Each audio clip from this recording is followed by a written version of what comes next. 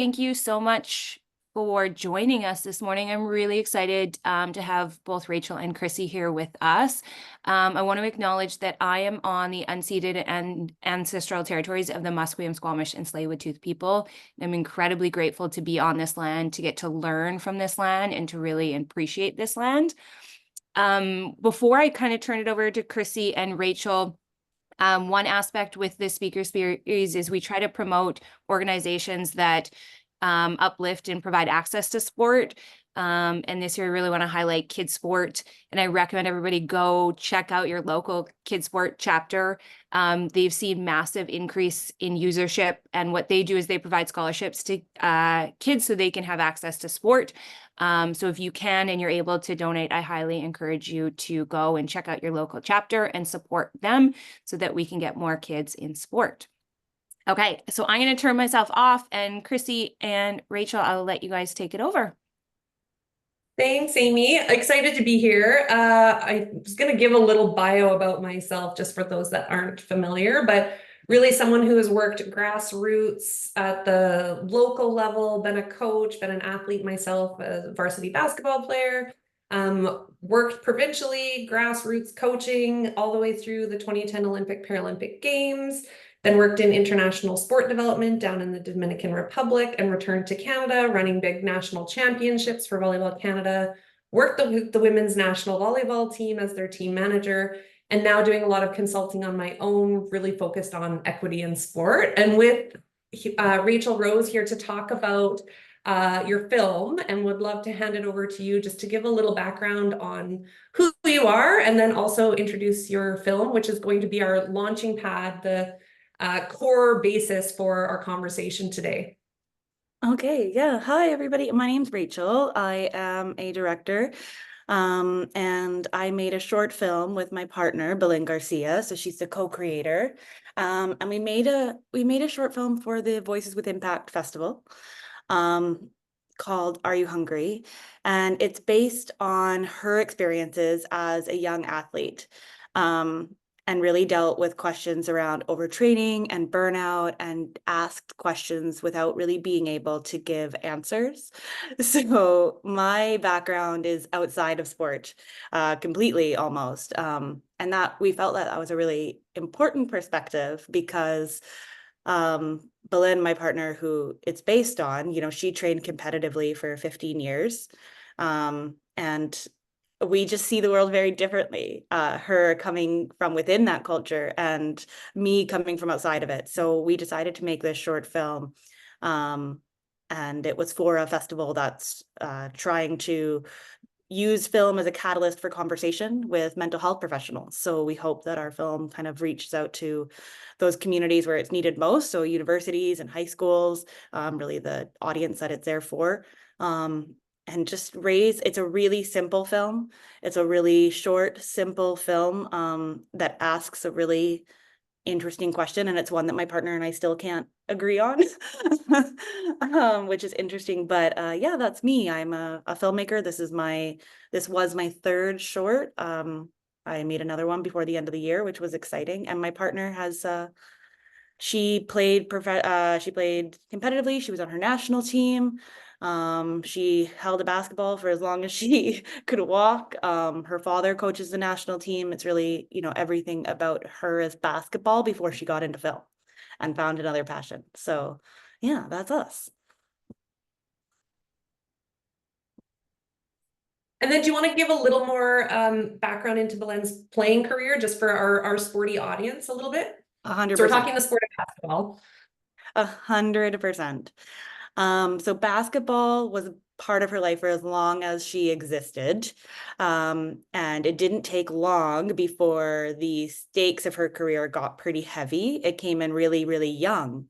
And she got scholarship offers coming in really early. As a teenager, she played at IMG Academy. So she was from Mexico, and then she trained in Florida for a while out there. And when she got back, she didn't do well being away from home. That was a really difficult environment for her over at IMG. She had nothing but positive things to say overall, but just a really difficult experience being away from home. And then she started training with an abusive coach. He was emotionally and verbally and physically abusive. She trained with him for about 11 years. And he was her everything. He just became, he became almost more important than, her family at that point. All she wanted to do was play for him and do well. And eventually she ended up having to leave the sport because she couldn't go on under his coaching. She couldn't go on. Yeah, So I think, and I thought yeah. what was interesting is I was able to see a bit of the script. I was able to watch Yeah. the film when it came out last year with Voices of Impact. And now, like, big shout out, we'll put the link in here that you're doing another screening with the Vancouver Yes. Short Film Festival. Yes. So you were selected for that. So that comes out June 2nd. So we'll put a link in for people to be able to go and watch it. And I think what was really incredible, even though I knew Belen's story before watching it, is how much in a few short kind of moments you really capture the stress. I think the power dynamics between a coach. There's a lot, I do a lot of work right now with another organization called Mindshift, which does bystander training within the mining industry. And so my brain goes into what's our responsibility for those watching on the outside. What does it feel like for the athlete? Unfortunately, almost everybody that I know that's been in sport has experienced to some degree these power dynamics and things being forced upon us that we actually don't feel is healthy for us, but we do it because we're really, I would say, indoctrinated to it. Yeah, I was going to say, I think the indoctrination is really, really strong, the culture, the pressure around it. I mean, even dealing with, in the film, the girls are asked to run drills as punishment for losing a game. And this is still something that Belen and I sort of not like adamantly disagree on, but she's still growing, and how she and her mind shift around it is still evolving. It changes all the time because there are definitely moments when she's like, I don't know, I think it's okay. And I think that just goes to show how pervasive this thinking is. Because from the outside, from somebody externally, and I know that nobody here has seen the film yet, but essentially the girls are asked to run suicide drills until just until the coach says stop. And some girls are really left, all of them are broken by the end of it, completely physically, demolished. Some of them are vomiting. It's a sight. And I think from the outside, as somebody who's not an athlete looking in on it, I'm just like, I think making somebody run until they're physically ill feels abusive. It feels wrong. It's so, I think back again, this is where like the relating, I had such a positive experience. My high school coaches, That's so I good. was so lucky. And yet I think about provincial team basketball. So we ran the beep test. Okay. So suicides, for those that like, just think about the name that we're asking young children, high school age children. We're saying run suicides, which just means you run lines back and forth, back and forth, back and forth, until honestly kids will vomit in a trash can. At provincial team tryouts, we did the beep test, and it was like the point is you're supposed to go to the line and go faster and faster and faster. And like most people I know have a trigger. When you hear that beep, you already start to feel sick and your heart races because you know what that physically does for you. And when Amy comes back on, I think it's bag skating, like you skate until you basically fall down. And we're doing this to teenage children. Like, Yeah. I just think, and we're all okay. This is where, the culture is, we're all okay. And then an outsider comes in and says, what are you doing? You're making teenage girls run so hard and they'll do it for you because you think, if I don't do it, I won't make the team. Yeah. And what does that mean for me? And so the fact that I would stop before vomit, I was deemed like weak, soft. They wanted and we still hear phrases like, I want a kid that will run through the wall for me. Yeah. Yeah. I mean, stopping for Belen, it just never, I can tell it just never even entered her brain. It's just not, she would rather die, I think, than have stopped. There was nothing outside of her life other than basketball. And I think that that's a really important thing to think about too. I mean, even when she was training internationally, she always talked about like the schooling was like a joke outside of that. It was really just sport all the time. You wake up, play basketball, you go to school for a couple hours, you play more basketball, and I it's a hard question because I don't know what it takes to be the best physically at something. I don't know. I've never attempted to do that, but I know a lot changed for her when Simone Biles, and I know it sounds really cliche, but when Simone Biles was playing in the Olympics, or not playing, but she was a gymnast in the Olympics, and she said no to continuing, and she decided not to compete, and her Mhm. team and her coach supported her.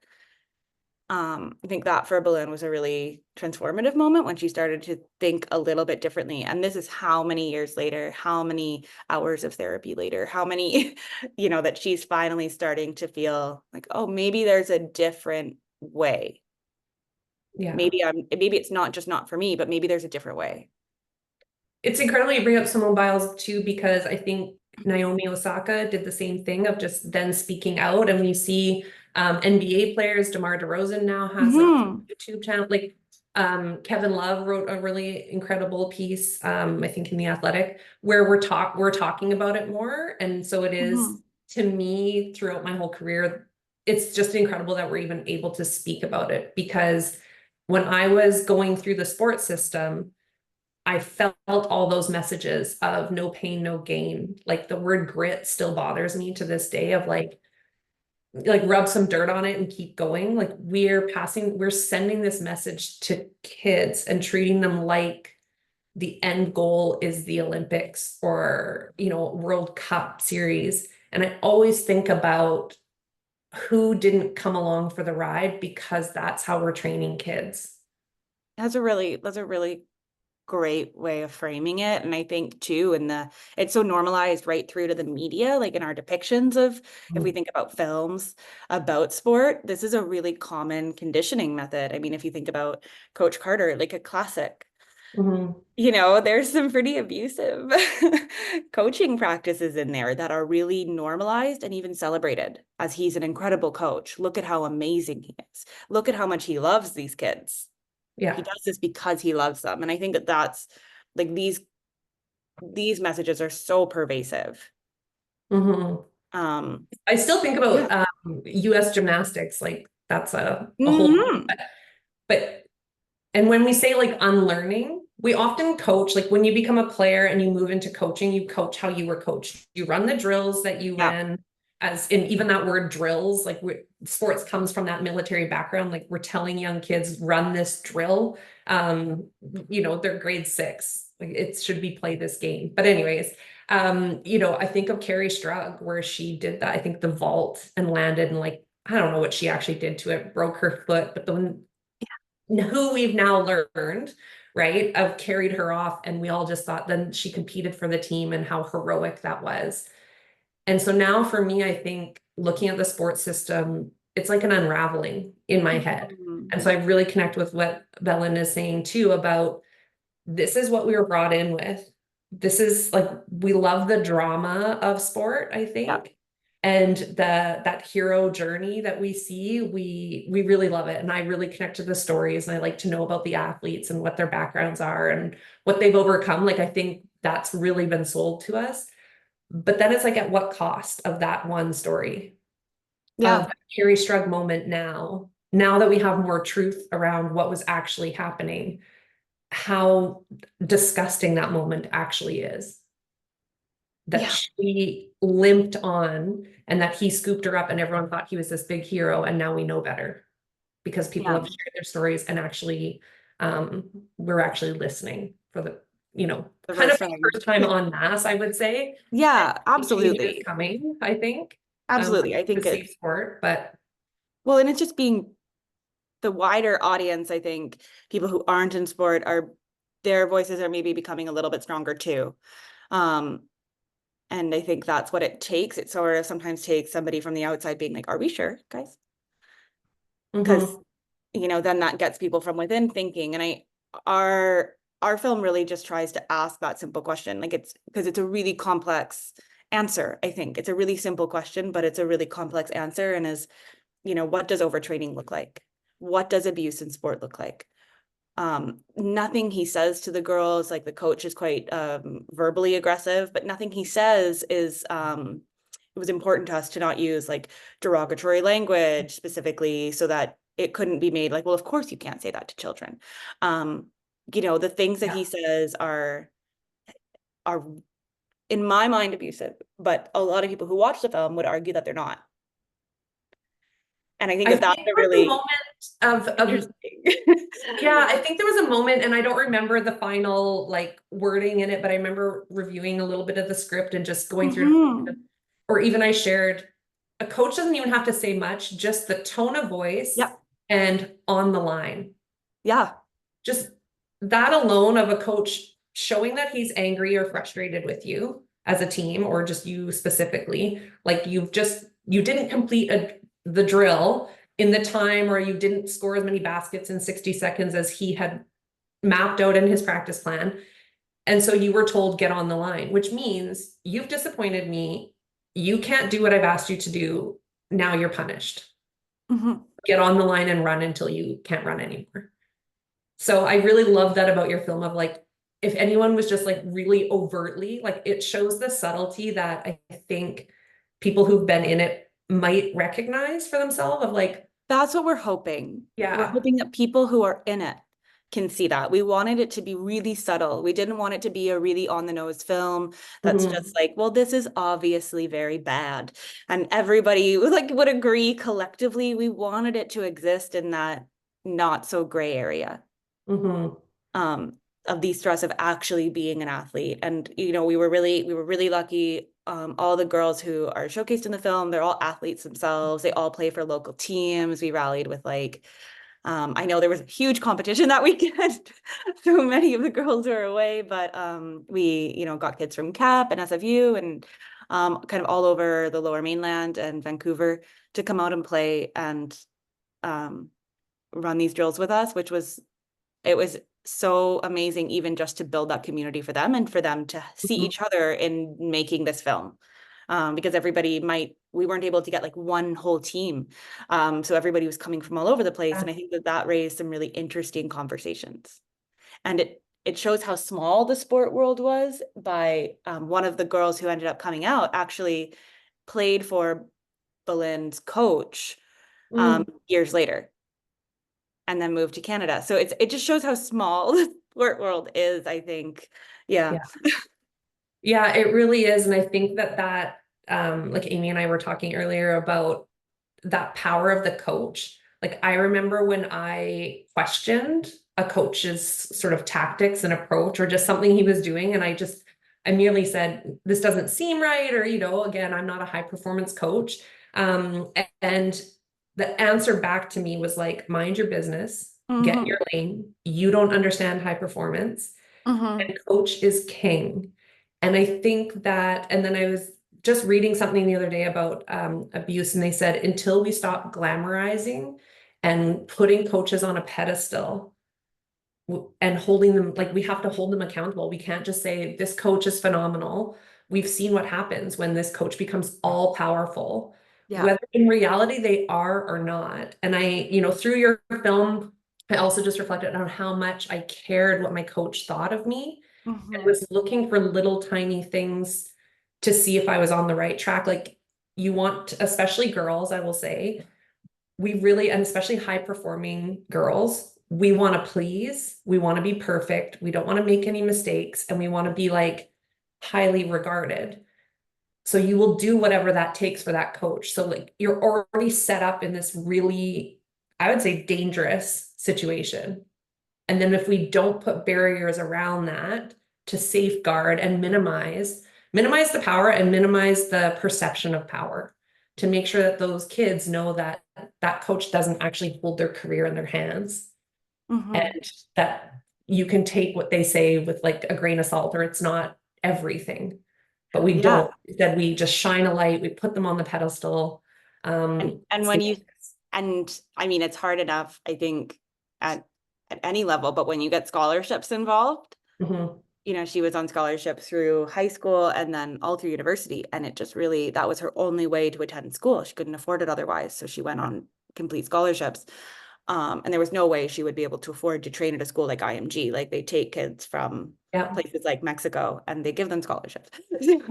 Like it's just how much of it then even is, it's not even an illusion of a choice. Mm-hmm. You know, there are contexts where you could say, well, they could stop.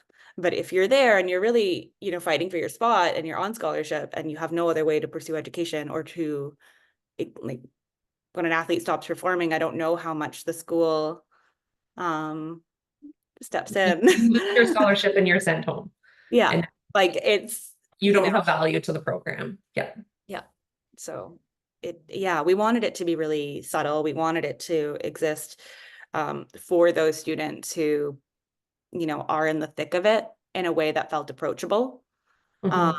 Because I know there are a lot of stories and a lot of what, if anything, what the film has sparked is, oh my God, that's nothing. I did this, or my coach used to do this. And I'm like, like that.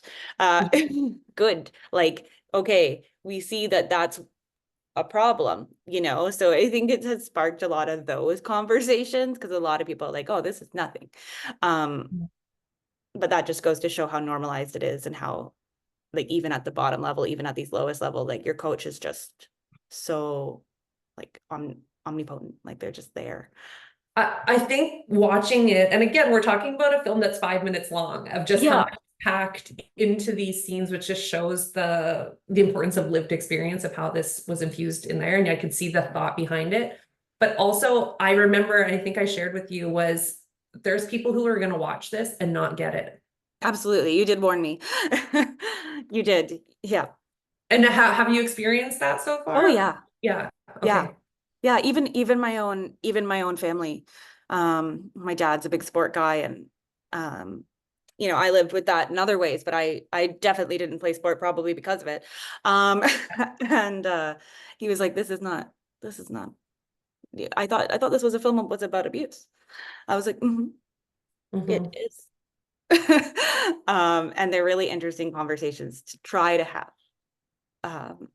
Yeah. And that's what I think the power of, I'm not sure if you have plans to make it bigger, but I think asking someone for 5 minutes and being able to show this, because I think you were planning to roll this out to whether it's schools or clubs, having 5 minutes and then having someone who can facilitate the conversation of what you experience with those athletes of being like, oh, this is nothing. You should have, when I was in grade 9, this is what my coach did. And yeah, I think being able to offer, if that kind of subtlety, those of us who went through it and know how painful it is and can reflect, like we still remember, even though I had an amazing coach, there's still one comment that he made to me that I just hold on to and comes up once in a while.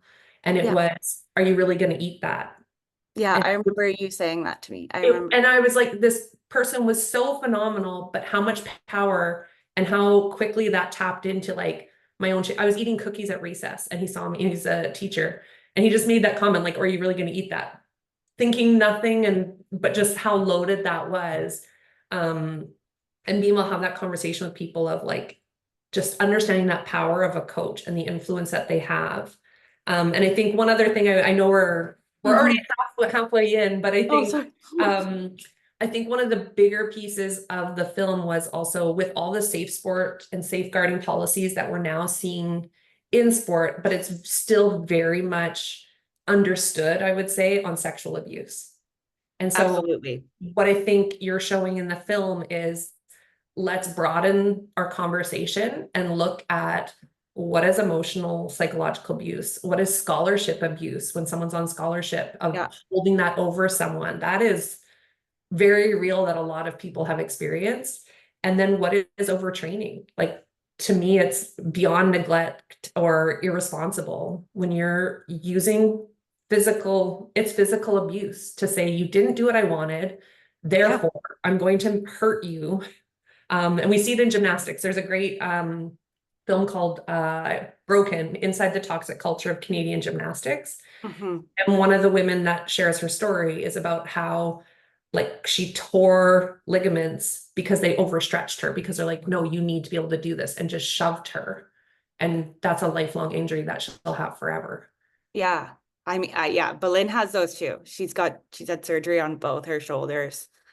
And her coach, I remember one story she told me, the coach, the medic didn't pass her. They said, you can't play, because her shoulder popped out or, dislocated or something. And the coach said, or the medic said, no, she can't play. And the coach took her aside, and he jammed it back in and he said, you're playing. And she was like, okay. Like, it's still something that I think, yeah, it's I'm watching our horrifying. reactions on the film of your like almost laughing at how ridiculous It's it is. I can't, that's like my stress response. I think I just like giggle because I'm like, I don't know what to do. Like it's That's bad, guys. And how is nobody seeing this? And why is this normalized? And why is this championed? And this is what makes you strong. Like it sounds so, from an edict perspective, from outside, it really sounds wild.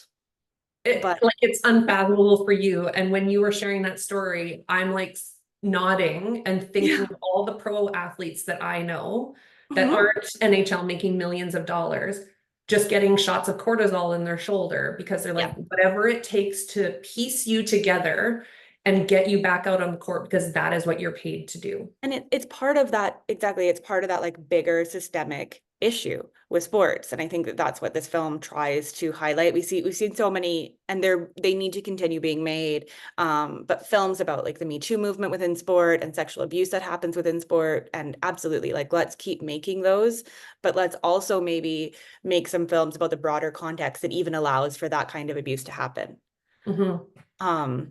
Because there's a whole system that is created around it that enables for that makes it permissive. So, it's interesting in my journey, I go from, here's my experience in sort of the 90s. Then I went into sport administration and saw like I could do policies. So we had a really phenomenal person who was about injury prevention. And so national championships for Volleyball Canada, one thing I'm really proud of is that we started a concussion protocol. Not my idea, but I always said, like, you come up with the rules and I will use my tournament as like the police, the enforcer of you can't play if this happens. And so the first time I did it was, I think we had something like 45 suspected concussions, and it was like 43 of them were concussions. And we made a rule that if you failed your SCAT, which is the test to stand on one foot, you can remember things, you can focus your eyes. If you failed, you were out for the rest of the tournament, because our tournaments were only 3 days. And the pushback that we got, I'm so proud we did it, that we have really smart, based on science. And I just said, okay, let's put this in, because if this is going to save kids injuries, and now we've seen what happens with multiple concussions, but the amount of pushback, I was threatened. I was told, I'm going to sue you for ruining my child's career. I'm going to get a lawyer. I'm suing all of you because you don't have the right to take them out of the tournament, because they need to get scouted. They need scholarships. They're going to lose a scholarship because, and I saw a couple of the athletes, because unfortunately I saw one when it happened, and all it was, she dove in volleyball and kind of just hit her, like by herself, and kind of hit her head. When she stood up, she could not walk straight and her eyes couldn't focus in the same direction. And then you have a parent saying, how dare you ruin my child's chances of an athletic scholarship to get university paid for? Yeah.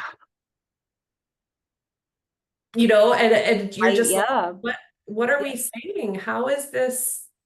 And so it was interesting, just in your film, there's what the athlete is experiencing. There's sort of what the team is experiencing, and maybe we don't really talk about it. And my most toxic environment that I worked in wasn't actually on a team in terms of sport, but in the business, corporate world. And how much you just don't talk about it, because you're just trying to survive, because you are under attack. And so I would say you're not even able to help other people, because you're just so focused on yourself and pleasing that coach and avoiding more. It is an abusive relationship, because you're just doing whatever you can to not upset them.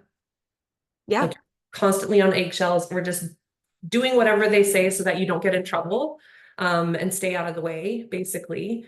And then I think we have to look at, you sort of have a bystander, someone like yourself, not in that team environment, but on the outside a little bit looking in, kind of going, huh, that doesn't seem right. Mm-hmm. And that leads me into where I feel most passionate about right now is really empowering those bystanders. We have one coach, 10, 12 athletes in volleyball and basketball, which are my sports. And then what are all those parents, all those spectators, the referees, the admins? What is our responsibility? And right now I'm very focused on getting the education to parents because they are pushing. I hear a lot from coaches. Amy has research. I live through story. I learn through story. So, and people are very gracious and tell me their stories.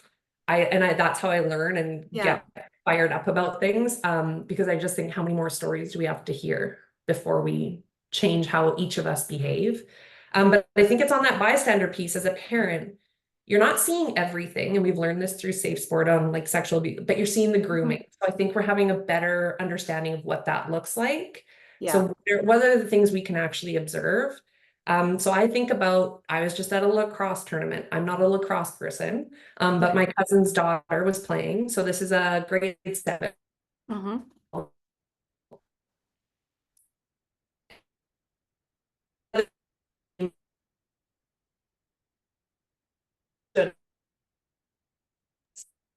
Chrissy, you've frozen on us, I think. Okay, here we go. Further pushing and that. It kind of and he actually cried because all the parents were screaming and a girl had been hurt. Oh no! Dear. Chrissy, we've lost you.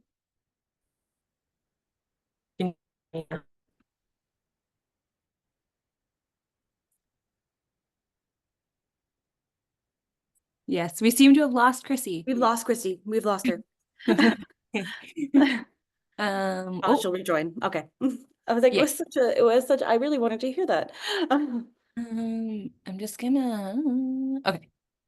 So people can see me. Okay. While we wait for Chrissy to come back, just wanted to say thank you. I have taken a page of notes, and as you were talking, I'm thinking about all my own experiences. And really, it was the one that like stood out was like, we're talking about the beep test and the running and the pushing of oneself to that kind of that limit.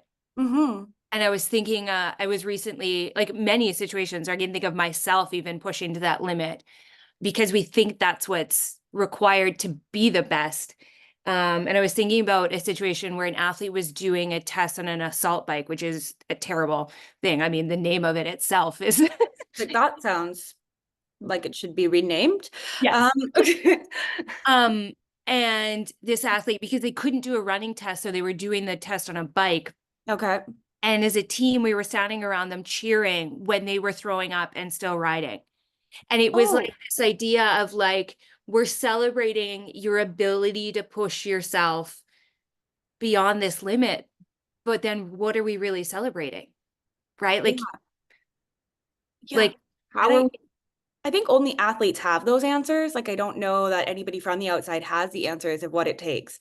Like, we really need to listen to our athletes because I think that's where the solutions will come. But certainly we can make some pointed observations about what it looks like. And just more evidence about like positive and healthy coaching practices and how far that can, uplift a child. Yeah. Well, and see, that's where my research is. Like I'm a doctoral student currently, and I'm looking at like, how do we actually take coaching practices to promote the well-being of athletes as whole people, not just as this physical phenom. Like, how do we actually make you a whole person? Because we know scientifically, like all the research says, if you are a better, well-balanced, healthy human, you're going to perform better. And you're going to be better prepared for life afterwards.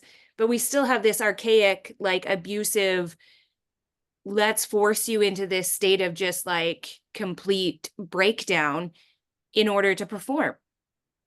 And I don't, I'm doing the research and I don't know the right answer of how we fix this, but yeah. And you think about this, the quote unquote success stories, people who do, they do make mega millions and they make a lot of people a lot of money along the way. But what about all the casualties? What about everybody else? Sort of like what Chrissy said too, even just the people who didn't get involved at all. Mhm. Like right down to when you really think about it from that framework. Yeah, and Chrissy was such a big part of like our one conversation we had, like really in consulting for the film, really helped us build in some of those nuances with it. I thought a lot about that comment that still sticks with you when we were writing, and going back and forth. And we had so many people, so many athletes, so many experts weigh in their expertise into developing this little short film. And I think because of that, it really works. It really Right. Yeah. works.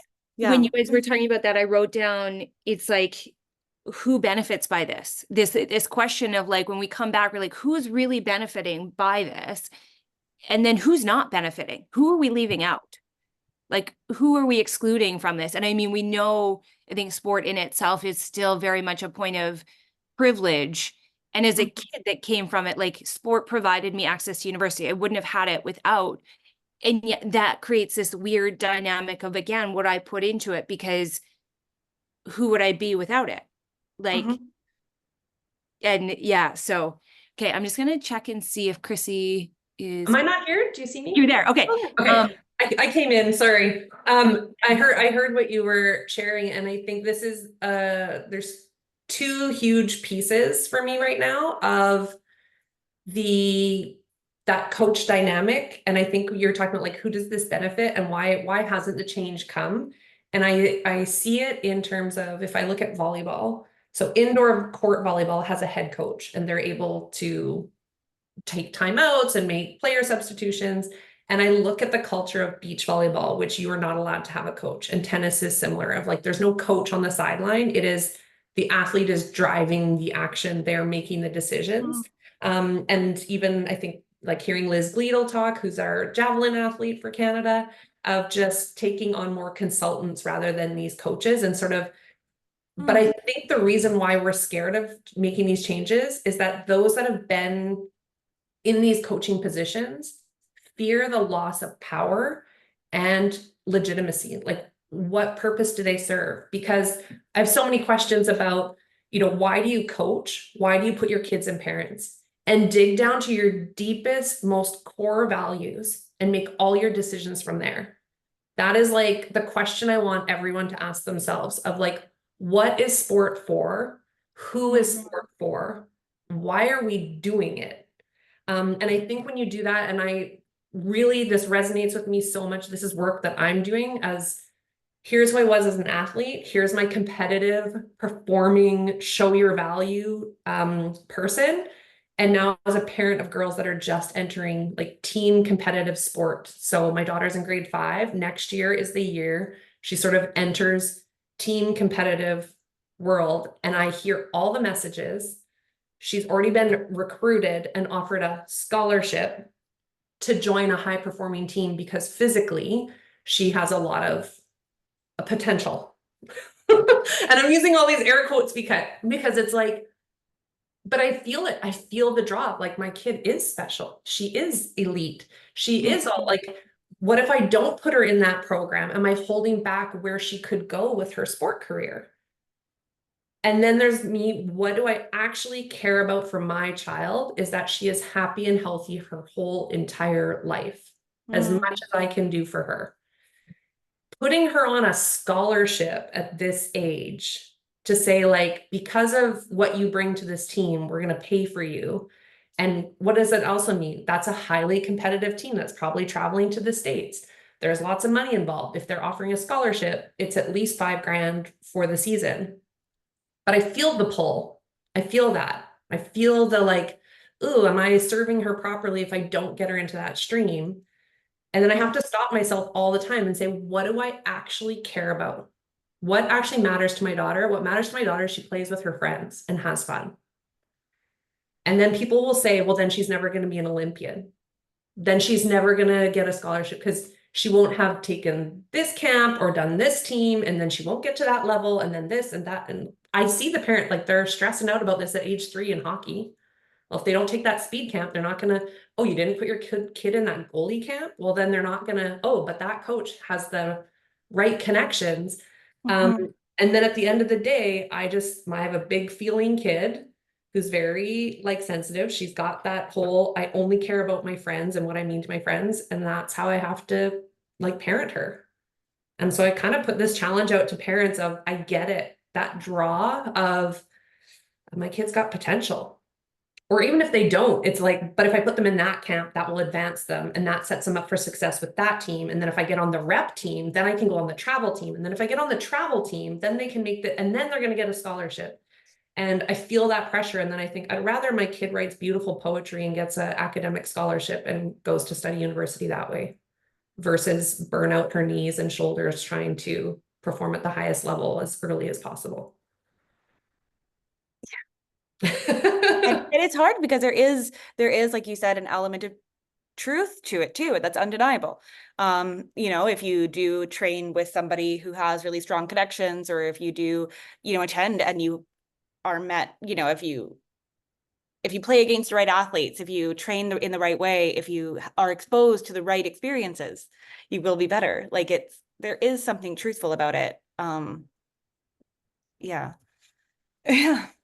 Rachel, I have a funny question because I wonder, like, I live in the sport world and the academic, but I wonder in film, is there also a competitive aspect that comes in? Like, is there a part within the film world where, like, if you work with this director, you work with this does that exist there, or are you guys able to avoid that somehow?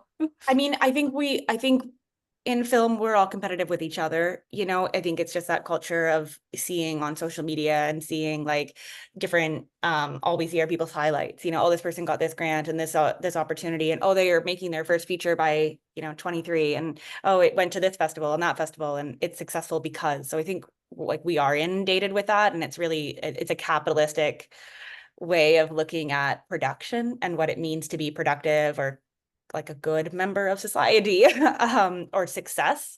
You know, I couldn't relate to this in like the sport way, because I'm just not, if you told me to run to that pole and I have to beat that person, I would be like, well, they can win, it's fine. But academically, I was quite competitive with myself, and a very big perfectionist. So, you know, nothing was ever good enough. I would get, you know, 98% on the test, and it wouldn't be, oh, I got 98%. It was, what were the 2 questions I got wrong out of 100? And I would really focus on those. So I could definitely relate in that kind of perfectionistic view of things. And I think that seeps into all industries. That's something that's just across the board with how we view people. But yeah, definitely. Yeah, I think we focus on sport because, you know, that's where Amy and I kind of live, but it's everywhere. And I mean, you look at the Me Too, like the hashtag movement, not Tarana Burke's like original work, but it started with Hollywood people getting attention for it and then we start seeing of, well, if you don't get this role with this director, you can't turn this down because then you won't get that. Absolutely. So, I mean, it's very much feeding itself, but it's in every industry. And then it's sort of like, again, commentary on our society of what is success. And I think about, you know, really famous athletes that people hold up as like, well, you're the next Tiger Woods. And then I look at his whole entire life and I think I wouldn't want that for my daughter. I don't know if he's a happy, healthy person. Yeah. You know, like I think Andre Agassi is another person. Then, you know, he's this phenom that kind of overcame all these things and was so wildly popular. And then you read his book and you're like, oh gosh, I don't know. And he's one of the lucky few that kind of got through it. But then like what we talked about is it's not even like Belen. It's those who won't even come to sport.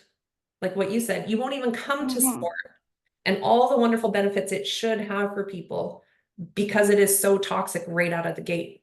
Well, for me, I think I was just really afraid to fail. I think because I'm such a perfectionist, I was so afraid to fail and be bad at something. Like I could not start something that I thought I would be bad at. Because the predominant message is that sport is competitive and it shouldn't be.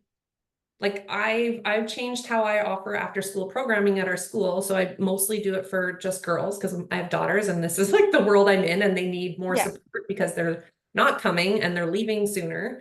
And just changed it where I called it clubhouse instead of sport because so many girls weren't coming. They're in grade 1 and saying, but I'm not good at basketball. And I was like, who said you needed to be good? So I just What does took that mean in grade out. 1? Yeah, so just no one said you need to be good. The whole point is come with friends, be physically active, like learn some moves, crank some tunes. And so I realized how much I had to change how I promoted my programs. They're free and immediately after school at the school, and some girls weren't coming because they had already had heard that sports was competitive and about winning. And that's not for them. That immediately was off-putting. So I had to just say, like, come play with friends and like do cartwheels. And then I just sneak in physical literacy things to keep them moving and set them up if they did want to pursue other sports that they'd have like some baseline foundations. So like that's how much the message is. Sports is for competition, and your only value is based on what you can produce for the team. We have to get that out of sport. I mean, gym was my least favorite class. Least. I would dread it every day. Like every time. I also hated PE. I would hate it. I would hate it because I would just hate being bad. I would hate being singled out. I would hate being picked last. You know, and sometimes I had in elementary school, I had one friend who was really athletic, and she would pick me first, even though I was terrible. Like objectively, that was just not my way to thrive. And that always, I was like, oh, thank God, I made it through another one. But it's wild that I'm very sporty and pick up sports really easily. And I hated PE because it wasn't competitive enough. And I had to like slow down for other people. So then I just got completely disengaged because the only thing that I thought is when we had basketball or volleyball or soccer or whatever in PE was like, you're trying to win. And I'd just get frustrated because I'd get stuck with some other kid that doesn't know how to play. Yeah. That's, I mean, we have to unravel all of that. And so I hear that about my daughter in PE, where like, she's very physically gifted, but the teacher's like, she's not very engaged. And so I asked her and she's like, well, the other kids aren't very good. And I said, but that's not what it's about. It's about encouraging other people. It's about trying to do new things. It's about like helping the activity go smoothly by like offering some leadership and things like that. But in her mind, even with me as the mom, like that's how big the messaging is that she still thinks it's about winning, that you're going to get a good grade in PE if you win the volleyball game.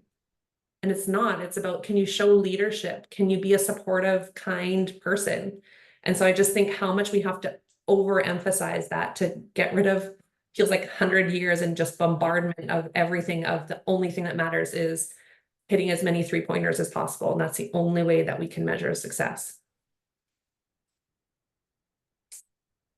Yeah, I was thinking, I was reading a book about commodification in sport, and how we've moved away from like sport as a pursuit of excellence into this idea that sport is about winning.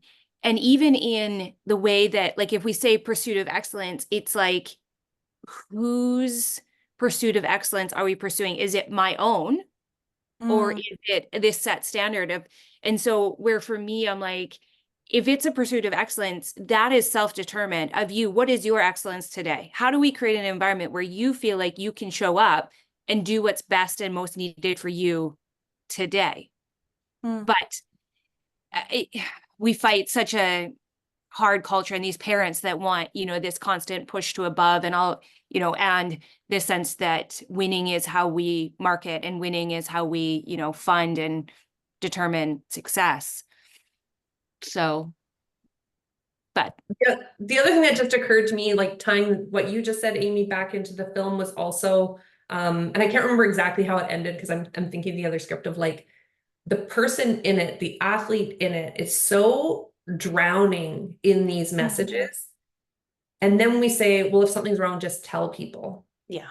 But they can't even see it because they're so in it. And then they're surrounded by other people. And that's why I just think it's us on the outside. So like, Rachel, how much power you bring to that story of like, this isn't normal. Like, and just asking the question, like, is this what you want for people? Of, you know, I just think it's more on us. And you know, parents, now I'm hearing from my friends that coach that are just saying, there's two things that I'm hearing. people that coach are saying that the kids are weak now and you can't push them and you can't do anything because they like complain too much and they're so soft. And it's like, oh, okay. Like, I think there's some learning that you need to have there, and that unwillingness to give the athlete power. And the other thing that someone told me was, you don't want the prisoners running the prison. When I said we need to hear from the athletes. And these are 20 something, some even like 30 grown women with college degrees. And we don't want to hear their perspective because, you know, they're just going to whine because that's what they're, you know, we can't have the prisoners running the prison. And I was like, so coach is king, can't have the prisoners running the prison. It sounds terrible, guys. World class athletes. And that's how we see them. And so I think it's on us. And this is where I think the biggest power is. There's one coach, there's, you know, 10 athletes, 12 athletes, and then we have all these parent spectators on the outside. And so I think I got cut off when I was talking about seeing my cousin's daughter play lacrosse. I listened to her coach was having a meeting outside, and I listened because I'm always curious how people, and it was all about fun. Like, maybe we do another trip. Let's make sure we have a good time at the hotel. Like, he was just talking about like the experience of being at an away tournament. Then we go watch the game, and the other coaches were like this on the bench, just domineer, like just body presence alone. I was like, wow, this is going to be interesting. And it got very physical, and the other opposing coaches were losing in the third period and started to really promote that their girls be more physical and aggressive, and injuries started to happen. And then a girl got completely laid out, and it was an awful hit, and everyone's screaming now. So my big feeling kid, who's 10, starts to cry because people had like whapped on the glass, screaming, because everyone's upset. So I took my daughter out and I said, what are you really upset about? She's like, a kid got hurt and no one helped her. Like one coach or somebody did go to her, but the whole place erupted in anger of, you know, this side's mad at the coaches for not doing this. That coach is yelling at the referee, like screaming, berating a referee. The other people are upset about whatever. And it was just all so much. And then I just think about years ago, I would have just been like, ugh, not our sport. I'm just here as a visitor. Like, I'm out of here. And now I just feel like over the last couple of years, I've just made the decision. I'm going to do something every time this happens. I don't know what it's always going to be. It doesn't have to be direct. I'm not jumping out there and intervening. But I went up to somebody who looked like she was in charge, and I said, who could I write a letter to like document my experience here? And so she did. She sent me the person's email. They responded. That coach another coach came over from their own organization at a higher level, tried to get the coach to leave, and he would not stop. He's screaming at teenagers who are the referees. There's young girls who aren't even teenagers playing. Parents are all screaming. My kid's crying, so we've left. And so I wrote a letter just saying, like, this was our experience with your sport. And they said, I'm so sorry, this is super rare. He did end up getting a 3-game suspension for his antics, I'll say. And I hope his home organization does more, because that is like, so what do you think my kids think about that sport? What do you think I think about that sport? But I think it's on all of us to be the outsider. And whereas before I would have just said, well, I'm just not from the sport. People be like, oh, you just don't like aggressiveness. You don't understand. This is our culture. This is the way it's always been. This is, you know, but still say something. So that's my kind of like parting wisdom is, and Amy, I was warning you, I have like all these Audre Lorde quotes, because I feel like this is how I've learned so much of just, I feel like we get frozen in the decision of if we're going to do something or not. And I think my values say that even if it doesn't have the effect, it doesn't matter. If those kids hear, and those parents, because I did speak to other people after, that I say it empowers them to be like, oh yeah, that was wrong. So even the parents that got upset apologized to me and my daughter saying, I'm sorry, I shouldn't have acted like that. You know, so we got a kid telling us how to actually behave better as adults. But I think it's on us to say something, like disrupt it, document it, do something. Because those that are in it, like, we can't also put that burden on them to fix everything when they're the ones who are actually being targeted and swimming in toxicity. it's those of us on the outside that I think have the biggest power right now to start making some of these changes. So I love that you had sort of like a bystander in the film of, Yeah. you know, and then it kind of leaves with like, what are you gonna do now? Yeah. Yeah. And I hope that it'll go on, and, you know, the mission of Voice with Impact, like I said, is to take these kinds of films to school settings and watch them with a mental health professional, and then facilitate a conversation.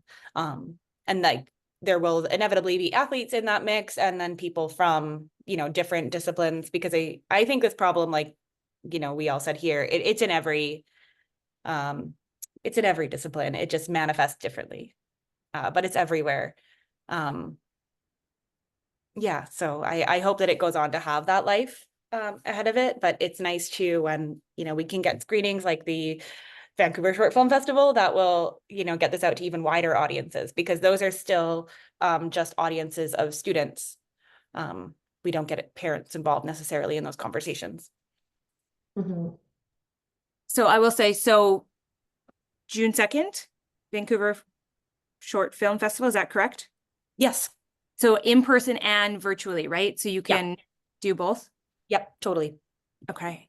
Yeah, I think everyone needs to go watch and continue the conversation.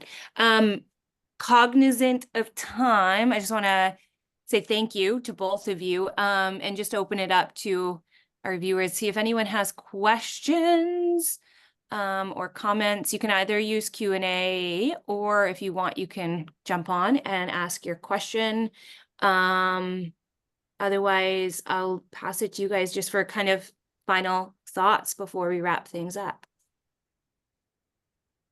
I had made, in kind of preparing for today's conversation, I had written down some quotes and some books and resources that have either come up recently for me, but I think I talked about Start by Believing, and maybe we'll put this, when you post it on YouTube, Amy, maybe we can just put like some of the video and books, but I always bring up The Bullied Brain by Jennifer Fraser, of just also how much learning I had about the actual damage that we can see on an MRI of when people are being bullied and abused. And so just like we talked about sports, but also in music, like just really a lot of excessive practicing and perfection and all those things that can be tied up. And then within our public school systems as well, just in terms of what actually matters to us, what does success look like to us? And then, you know, in Jen's book, she just talks about, you know, if a kid kicks another kid and leaves a big bruise, we're all up in arms. But incessant bullying, online bullying, we haven't taken a strong stance on that. And actually we can see on an MRI where that starts to shrink and swell different places, and having your brain flooded with cortisol means you become in that like heightened state, hyper aware. So we also, because of that, we can't put this like, well, just say something if something's wrong. Like, I think that serves those that are in power of why we actually can't say something. So I just think we need to look at that outer ring of people. But I can give you some books that have really helped, because I just want to say, like, I didn't start in this place. I think I always had an understanding when things felt unsafe, or like you said, you just are like, ooh, that doesn't feel good. Or you go into literally a basketball tournament and see an adult man pointing like this in a girl's face, and you're like, "Wait, like that doesn't feel good to me. I don't know what's going on here, but like that doesn't feel good," and start finding ways to actually say something, do something about it. Because I think the biggest thing for me in sort of like this learning journey over the last couple of years of like, I'm going to say and do something. And the biggest piece for me is, even if my words shake, even if it doesn't come out properly, maybe I could have done it better, or, you know, I could have done something stronger. The biggest message for me is that my kids see that I stand up and say, that is not okay. And hopefully that empowers them. Or those girls at the lacrosse, when I say that's not okay, all those other people started to check themselves of like, oh yeah. we can't also contribute to that. But the biggest thing is that for the athletes that are experiencing this, they need us, because if we don't say anything, we're 500 people in the stadium who are allowing it to happen. And the message those kids feel is, this is okay, because no one stood up for me. So I think that's my big personal motivator. And I think people need to find out what really matters to you, and And what are you going to do about it? So that's my big sort of challenge out there. And like, it's exactly what you said, Chrissy. It's, like, stop blaming kids for not feeling like they can speak up. Like, let's stop doing that. Let's stop making let's stop putting that onus on them. Yeah. Because it's so much pressure. Think about how awkward you feel standing up, like, as an adult on the outside, let alone somebody from within. It's impossible. It's almost impossible. It's virtually impossible. And I think for parents to do some unraveling, because how, again, like just my age bracket of experiencing basketball in the 90s, that's just how we thought the sport was. Like, you think we had the bad boys of the NBA of like, it was just cool. You know what I mean? Like, it was, this is kind of because they were tougher and, all these things, what it means. I think as parents and coaches and teachers, like, we have to unravel for ourselves of like, what are we really here for? What do you actually want kids to experience? And then the way that I coach is not perfect by any stretch, but whenever I think, I don't know if the kids get what I'm trying to do or say, I just explicitly tell them, my intention for today is that you have fun and you run around and get a little bit of exercise. And if it's not that, please come tell me. And we start with like we have an emoji, like, where are you? And so there's sort of the red zone, blue zone. So blue zone's like you're tired or like something's not okay. Then you have like your orange zone, I think, green, and then red, something like that. Anyways, so the kids, even kindergartners, they can't read all the words, but they can see the emojis, and I get them like, which one are you? So if you're red, let's rest. If you're blue, let's rest. If you're orange, let's take it easy. If you're green, go. Right? So if you don't have it in you to do all the things, I hope the message, and I say, I hope the message you hear from coach is that whatever you need, we're here to support you. So if your body's telling you you need to rest today, then let's rest and do something more like quiet. If you're in green mode, like usually there's kids spinning out and twirling already, it's like, then go get that energy out because you're in green. Green means go. So I think the more that we can have that messaging to kids of like, this is what sports is for. It's for fun. It's to move around. It's to enjoy with your friends. If we could keep sports to that, and those that want to continue, they will find their way. You don't have to force them. That's my other big message is like, you're not making a champion. Like, coaches need to knock themselves down a few pegs. You are not making a champion. The sacrifice that's needed to get to that Olympic level, nobody can make you do it. Like, you're much higher risk of burning them out and sending them away. Yeah. So how do we get this message out? We get more people to come watch your film and have conversations. Yeah. Yes. Yeah.